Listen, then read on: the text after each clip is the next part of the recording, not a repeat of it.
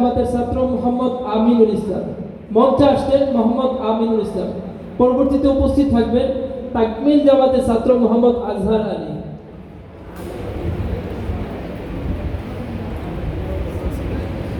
আসসালামু আলাইকুম ওয়া রাহমাতুল্লাহি ওয়া বারাকাতুহু। আলহামদুলিল্লাহ ওয়া কাফা ওয়া সালামুন আলা ইবাদিহি আল্লাযীনা ইসতাফা। আম্মা বা'দ, ফাআউযু বিল্লাহি মিনাশ শাইতানির রাজীম। বিসমিল্লাহির রাহমানির রাহিম। মুহাম্মাদুর রাসূলুল্লাহ ওয়াল্লাযীনা মা'আহু আশিদ্দাউ 'আলাল কুফফারি রুহামাউ বাইনাহুম তারাহুম রুকআন সুজদান ইয়াবতাগুনা ফাদলান মিনাল্লাহি ওয়া রিদওয়ানা ইলা আখির আয়াত। সাদাকাল্লাহুল আযীম। সমস্ত প্রশংসা সেই মহান রবের জন্য যে আল্লাহ তাআলা আমাদেরকে দিনে একটি মজলিসে কিছু শেখার জন্য, বলার জন্য, অথবা নিজের কিছু পাথেয় গ্রহণ করবার মতো একটি মজলিসে এসে বসার মতো তৌফিক দিয়েছেন। সেজন্য আল্লাহর শুকরিয়া আদায় করি। আর আমাদের উস্তাদে মুহতারাম যারা উপস্থিত আছেন এবং আমার সামনে উপবিষ্ট সকল ছাত্র ভাই সকলকেই অন্তর থেকে অভিনন্দন জানিয়ে আমি আমার আলোচনা শুরু করছি। ভূমিকা আর বেশি দিন না দিয়ে আমি সরাসরি আলোচনার দিকে চলে যাব। আমরা যদি এই ঘটনাকে কেন্দ্র করে একটু পিছনের দিকে ফিরে যাই, যেখানে হযরত উসমান রাদিয়াল্লাহু তাআলা আনহু এর হত্যাকাণ্ড নিয়ে যেটা ঘটেছিল, ওই সময় উসমান রাদিয়াল্লাহু তাআলা আনহুকে হত্যা করা হয়েছে। সাহাবীদের কেউ তার মধ্যে জড়িত ছিল না, এটা সবার কাছে সুস্পষ্ট। সে সময় থেকে ইয়ামেনের অধিবাসী আব্দুল্লাহ ইবনে সাবা এবং তার অনুসারীরা ওই যে চক্রান্ত, মুসলমানদের ভিতরে ফাটল ধরানোর যত কৌশল তারা যেভাবে ইচ্ছা করে গিয়েছে, সেই চক্রান্তেরই একটা কাজ সেটাও হয়ে গিয়েছে। সেটা হলো উসমান রাদিয়াল্লাহু তাআলা আনহুর মৃত্যুবরণ। এর পরবর্তীতে সাহাবা কেরামের মধ্যে যারা খিলাফতের দায়িত্ব পেয়েছেন, হযরত আলী রাদিয়াল্লাহু তাআলা আনহু এবং পাশাপাশি অপরদিকে হযরত মুআবিয়া রাদিয়াল্লাহু তাআলা আনহু, ইনাদের মাঝেও যে ঝামেলাটা ঘটিয়ে দিয়েছে, আমরা যদি ইতিহাসের মৌলিক বিষয়গুলো লক্ষ্য করি, এর পিছনে কারণ ছিল আব্দুল্লাহ ইবনে সাবা এবং তার দলবল যে গোষ্ঠী, তাদের কারণ। সেটা যখন শেষ হয়ে যায়, দিন চলতে চলতে যখন মুআবিয়া রাদিয়াল্লাহু তাআলা আনহুর সন্তান ইয়াজিদ যখন ক্ষমতা গ্রহণ করে, ঠিক তখনও এই যে সাবাই চক্র এরা চুপ করে বসে থাকে। বারবার যখন কুফা নগরী থেকে, আমরা সকলেই ঘটনা জানি, ইতিহাস আমরা সকলেই জানি কম বেশি, যে কুফা নগরী থেকে যখন বারবার হুসাইন রাদিয়াল্লাহু তাআলা আনহু এর পক্ষে চিঠি আসছিল যে তাকে বায়াত গ্রহণ করার জন্য, তাকে ক্ষমতা গ্রহণ করার জন্য, তার হাতে বায়াত হওয়ার জন্য যখন শত শত চিঠি আসছিল, ওই সময় তিনি সেদিকে প্রাধান্য দিয়ে দিনের এবং উম্মাহের সঠিকতার দিকে লক্ষ্য করে, বিদআত যেন চালু না হয় এদিকে লক্ষ্য করে তিনি সামনের দিকে অগ্রসর হতে লাগেন।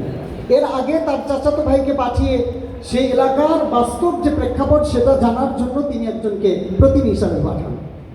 তিনি সেখানে পরিবেশটা ভালো পাওয়ার কারণে হুসাইন রাদিয়াল্লাহু তাআলা আনহুকে আমন্ত্রণ করেন।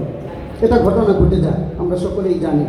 এরপরে প্রতিমধ্যে যখন হুসাইন রাদিয়াল্লাহু তাআলা আনহু সেদিক থেকে সুন্দর চিঠির ভাষাগুলো সুন্দরভাবে পেয়ে যান, সে হিসাবে তিনিও ইস্তেহাদিভাবে তিনি নিজেই পরামর্শ গ্রহণ করেন যে কুফা নগরীতে নিজেই চলে যাবেন সাথী সঙ্গীদেরকে নিয়ে।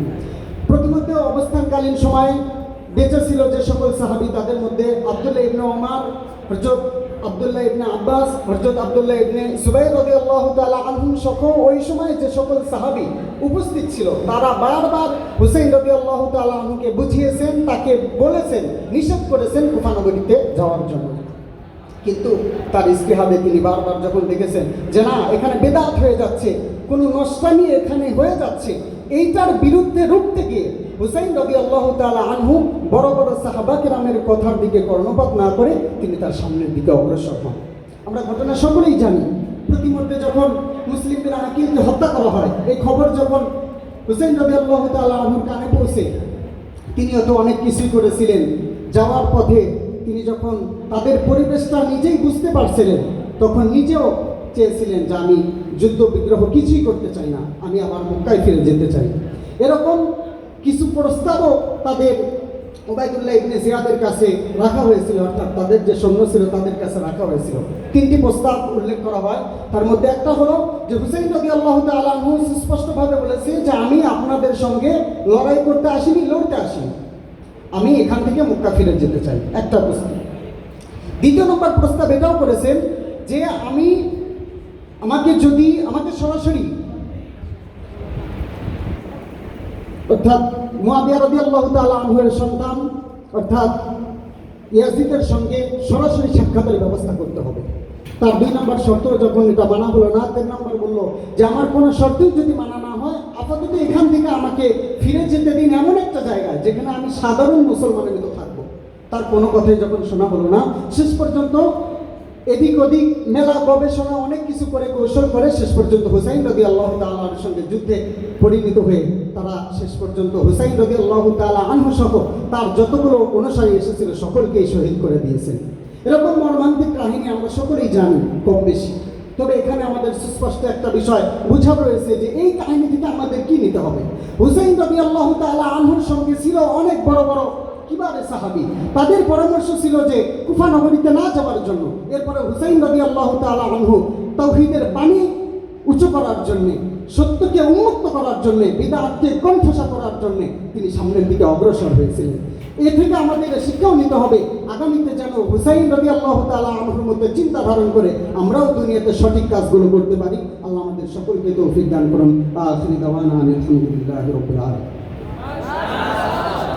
মাশাআল্লাহ, অসংখ্য ধন্যবাদ ভাই মোহাম্মদ আমিনুল ইসলামকে।